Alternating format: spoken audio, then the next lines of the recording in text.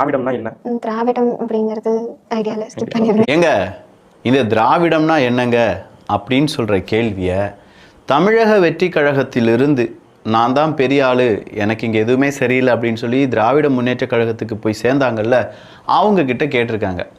திராவிடமா அப்படிலாம் ஒரு கேள்வி என்கிட்ட கேட்காதீங்க, ஸ்கிப் பண்ணுங்க அப்படின்னு சொல்லியிருக்கு அந்த பொண்ணு. அது மட்டும் இல்லாமல் பல உருட்டல்கள். இப்போ புதுசாக விடுதி அப்படிங்கிறது ஆரம்பிச்சாங்க இல்லையா, பெண்களுக்கான கட்டணமில்லா விடுதி அப்படிங்கிறது. ஒரு நாள் இருந்திருக்கேன்.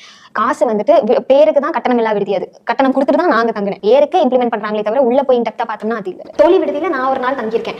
ரொம்ப வந்துட்டு ஒரு நீட்டான ஆம்பியன்ஸ், அதாவது எந்த வகையிலையும் செக்யூரிட்டி லேக் இல்லாமல் ப்ராப்பராக ஒரு செக்யூரிட்டி அண்ட் உள்ள இன்சார்ஜ் நமக்கு தேவையான செஞ்சு கொடுக்கறதுக்கு உள்ள ஒரு இன்சார்ஜ் ஒரு லேடி இருப்பாங்க. ஆளை பார்த்தா டம்மி பீஸா இருக்க, பயங்கரமான ஆளா இருக்கேடா. அந்த பக்கம் இருக்கும்போது திராவிட கட்சிகள் ரொம்ப பொய் சொல்கிறாங்க. இந்த பக்கம் வந்த பிறகு அவங்கெல்லாம் உண்மையின் மறு உருவம்.